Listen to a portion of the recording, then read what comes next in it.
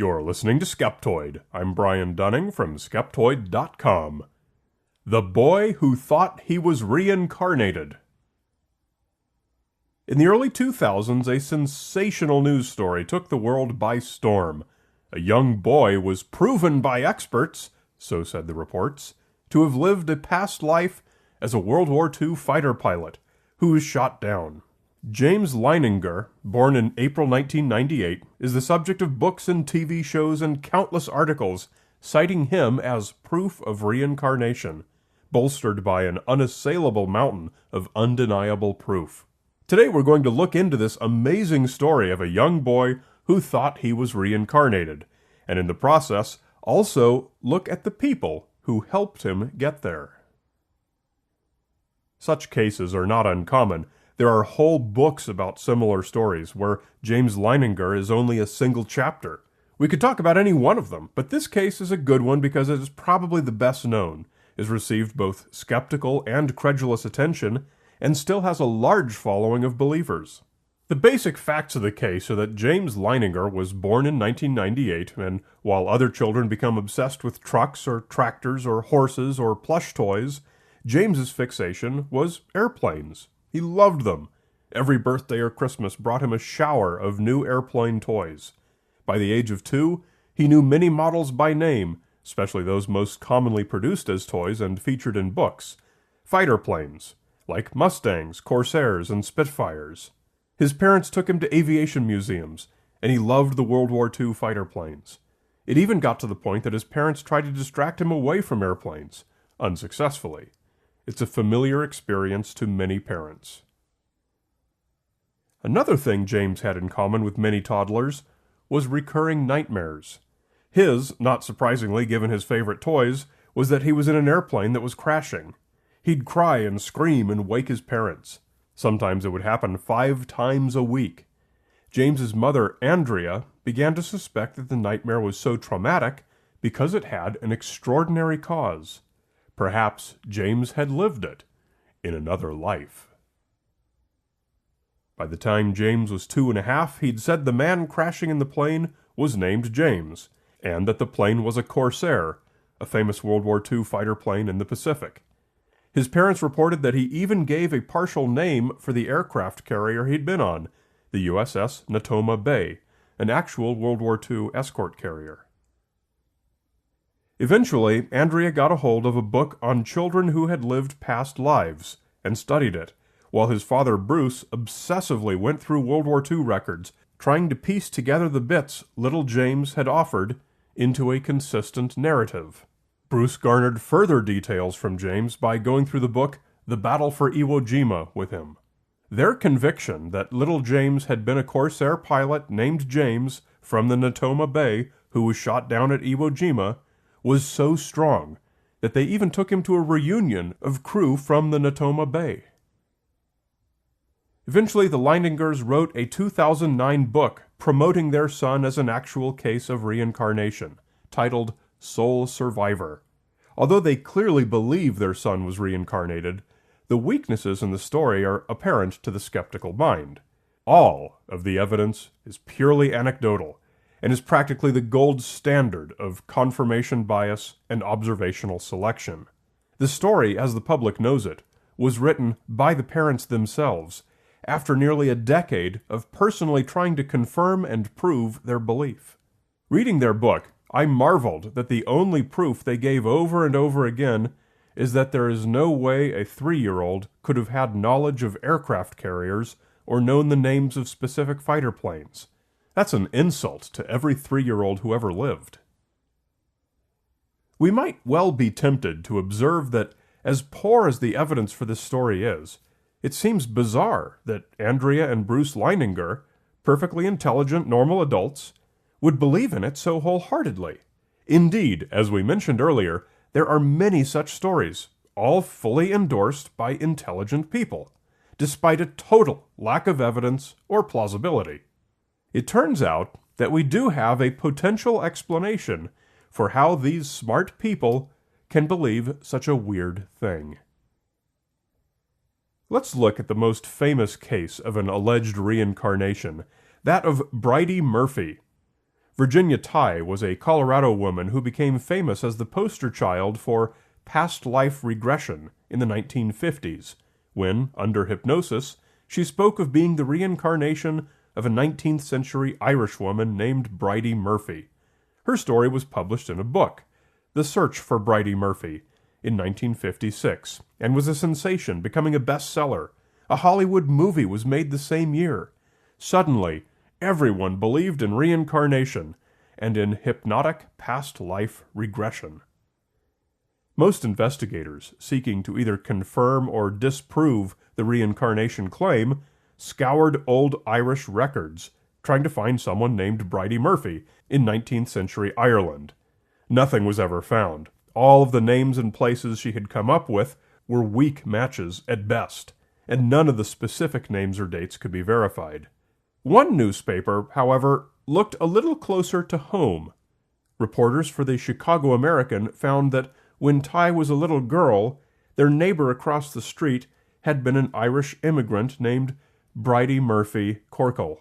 Case closed. The memories of Bridie Murphy had been memories of a neighbor when she was a little girl. Were book sales impacted?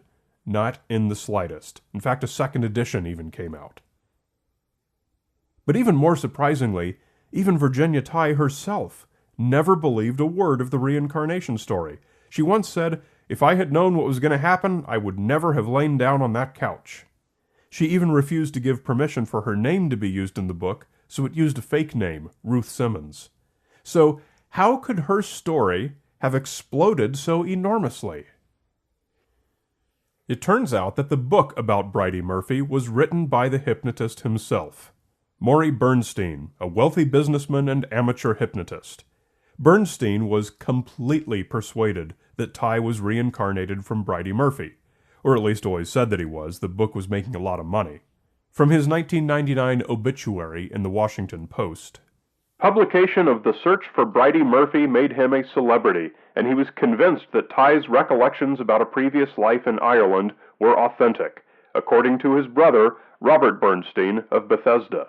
Tighe, he said, was never totally convinced that she really ever had been Bridie Murphy. Bernstein was a lifelong believer in reincarnation, and it's not much of a stretch to assume that he probably coaxed her through the story in pursuit of his belief. This is also something we routinely see in other stories of reincarnation.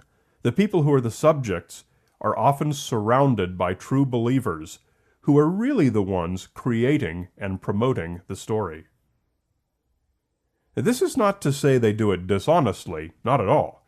When we believe something wholeheartedly and want to persuade others that what we believe happened actually did so, we all tend to exaggerate, hoping to make our case sound more persuasive. This is not something we do consciously or deceptively. If I know in my heart of hearts that what I'm telling you is the truth, I might very well add in some extra information, even something I make up completely, if it will help convince you. To our point of view, these little white lies are helpful, not harmful, because the outcome is that you will believe what we already know to be true. So we should expect that those who believe these stories of reincarnated children are going to say anything they can, even rearrange the history of who knew what when, what word was pronounced how on what date, what stories a child might have heard. And we must be careful not to misinterpret these anecdotes as infallible factual accounts. How can the Bridie Murphy story help us understand the James Leininger case?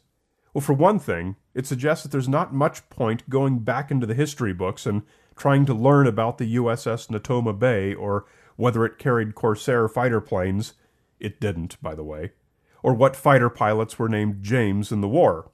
None of that matters. Bridie Murphy tells us to look closer to home. Maybe, just maybe, James Leininger had a Maury Bernstein of his own. Carol Bowman is the author of several books on reincarnated children and promotes herself as a past life regression therapist, as if that's a thing. Hers is the book that Andrea Leininger turned to. Let's hear Bowman's own words from her website about her involvement in our case. In 2001, I got an email from a mother in Louisiana, Andrea Leininger. She told me that she had just gotten a copy of my first book, Children's Past Lives, and she believed that her 2-year-old son, James, was having nightmares about a past life. He would wake up screaming about 3 or 4 times a week about his plane crashing. I told her to follow the guidelines in my book for helping James work through his nightmares. So, from about the age of 3, James's parents were following the advice of a past life regression promoter to manage the boy's interest in World War II airplanes, having first already decided on their own that he was in fact a reincarnated pilot. Part of Bowman's advice was to repeatedly assure this toddler that he was in fact a reincarnated World War II fighter pilot. The Leiningers wrote in their book, Carol advised Andrea to tell James that what he was experiencing were things that had happened to him before, that it was now over and that he was now safe. That is psychologically outrageous. Remember, the notion that James had been reincarnated was never his own. It was his parents', primarily Andrea's, own idea. The parents, under the guidance of a strongly motivated, self-described, air quotes, therapist, put the idea into his head themselves. Bowman describes her book as a, quote, memoir of her discoveries after she witnessed past life memories in her own 2 children, and a guidebook for parents. No parenting guidebook should advise teaching your 3-year-old to believe a delusion, certainly not one that takes away his individuality and teaches that he's someone else. Nevertheless, Bowman continued exploiting little James to promote her agenda, just as Bernstein did before her. I encouraged Andrea and her husband Bruce to write a book about James's memories. Finally, after 3 years, they were ready to do it. I introduced them to my wonderful agent, Al Zuckerman, and their book, Soul Survivor, will be released at the end of May. Bowman and Bernstein had other things in common, most notably a total lack of relevant education in psychology or any kind of therapy. Both wrote popular books promoting themselves as experts, and sadly, both managed to convince people of the reality of reincarnation. People who invent their own field and declare themselves its expert are usually dismissed as cranks. But when we fail to apply a skeptical process, we can easily end up conferring unearned respect on those very same cranks, and in the process, regard an innocent toddler who wants only to play with his airplanes as proof of the supernatural. Skeptoid may be here to entertain the masses and promote critical thinking, but we don't forget the students. Skeptoid Media offers educators the Teacher's Toolkit, which will be expanding. For now, teachers can get complimentary access to the premium feed to share episodes ad-free with their students. If you are a teacher, come and get your free Teacher's Toolkit at skeptoid.com/teachers.